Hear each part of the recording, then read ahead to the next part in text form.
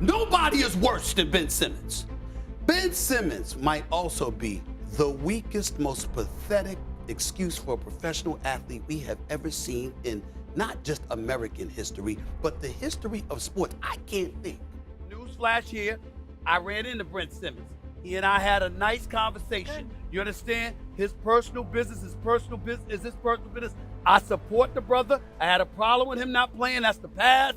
He's ready to go. He swears he's ready to go. I'm rooting for the brother. Ben Simmons, it's a sad situation. And I don't mean this literally, because obviously he's not doing it, but one would say he is stealing money. Ladies and gentlemen, I don't know what Ben Simmons told Stephen A. Smith during the 2022 offseason, but he clearly fooled him. I mean, Stephen A. went from calling him pathetic to saying that he's quote-unquote ready to go to saying that he's quote-unquote stealing money. My goodness, guys. Ben Simmons literally had Stephen A. doing 180-degree turns. And to be perfectly honest, he got me too. You see, from hearing what Stephen A. had to say about him, to watching the full 1 hour, 16-minute interview that JJ Redick did with him, I too was a believer. In fact, I actually said in an earlier video that Ben Simmons was going to remind the NBA who he actually was, but when all was said and done, the 2016 number 1 overall pick averaged 6.9 points per game, and all around the board, whether it was minutes, rebounds, assists, steals, the man's production dropped like crazy. He went from a triple-double threat to a triple-single borderline bench warmer. And this was after he took a complete year off to nurse his injuries. Ladies and gentlemen, if you thought Ben Simmons was done fooling us, you're wrong, because I'm about to show you just how dumb Ben Simmons actually thinks we are. So it's not just Stephen A. and me that have been fooled by Ben Simmons.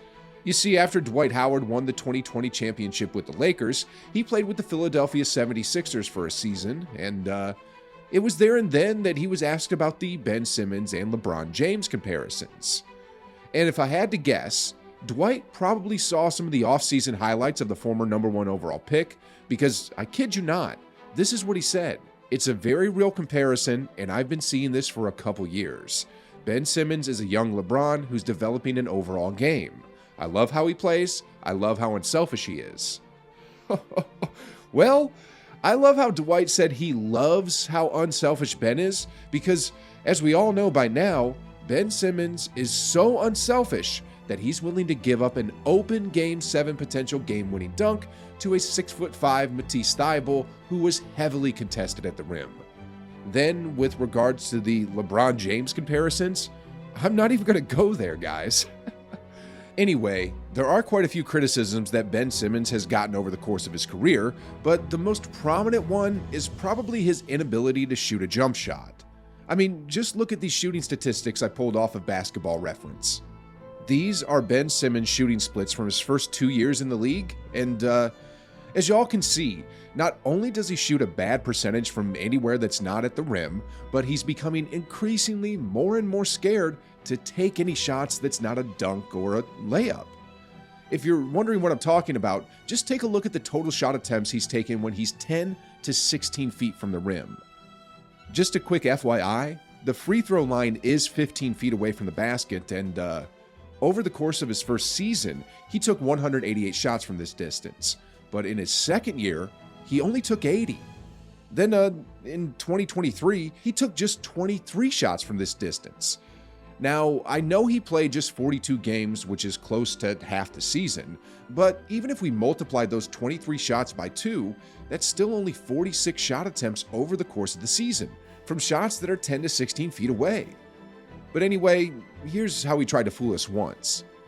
Back in the 2019 offseason, Ben Simmons completely stunned the entire NBA by releasing a short mixtape of his.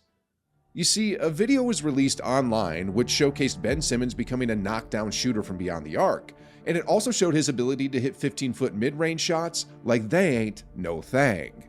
The NBA world was completely wowed, and coincidentally, this was also around the time where he signed a 5-year, $170 million max contract with the Philadelphia 76ers. Social media and hoopers around the world were raving about Ben Simmons and the 76ers, and Ben was happy. I mean, he was getting praise from around the world for bringing his game to the next level, and he was also getting the bag of a lifetime.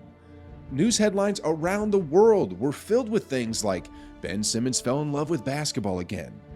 And lo and behold, guys, it was this season where Ben hit the first NBA three-point shot of his life.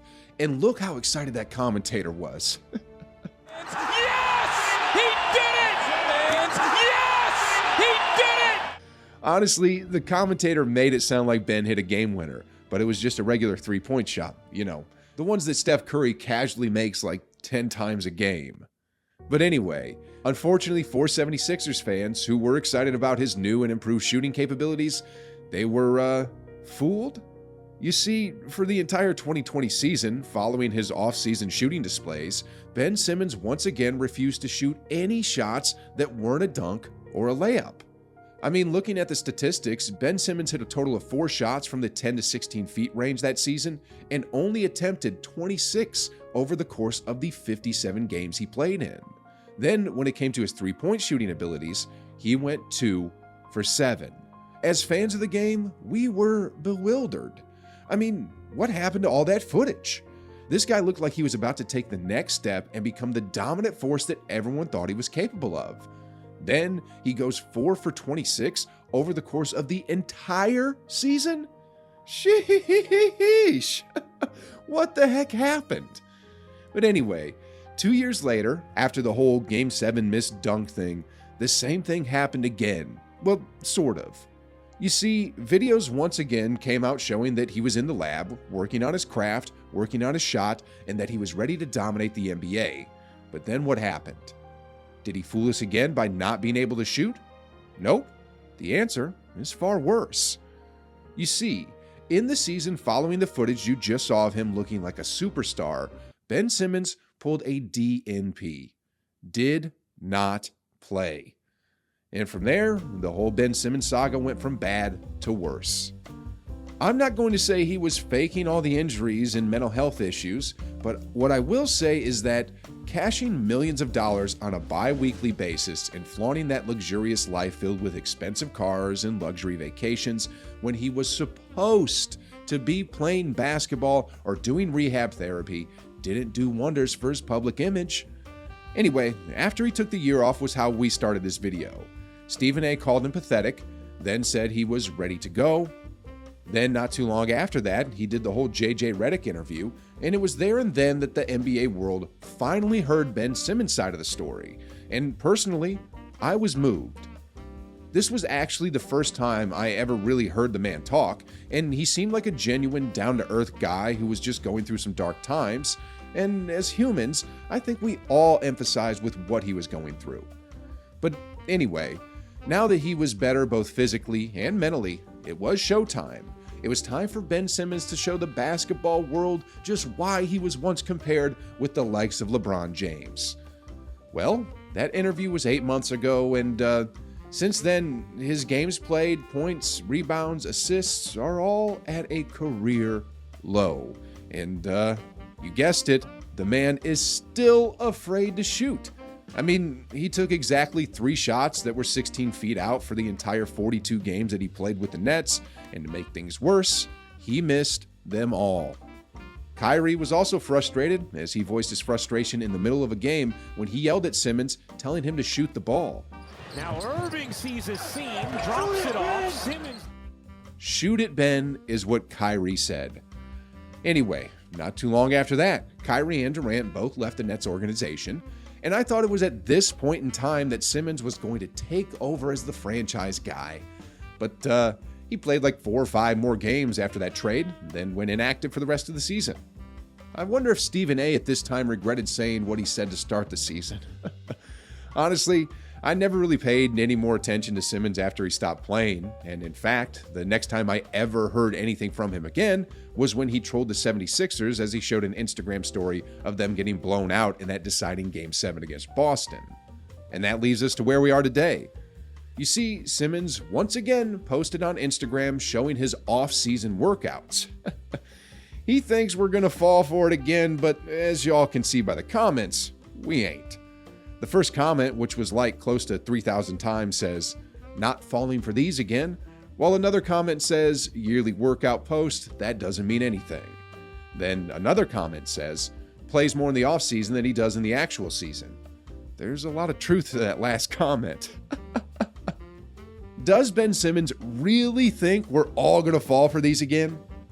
Anyway, his contract expires at the end of next season, and a great question is, how much is an organization willing to pay for him at this point?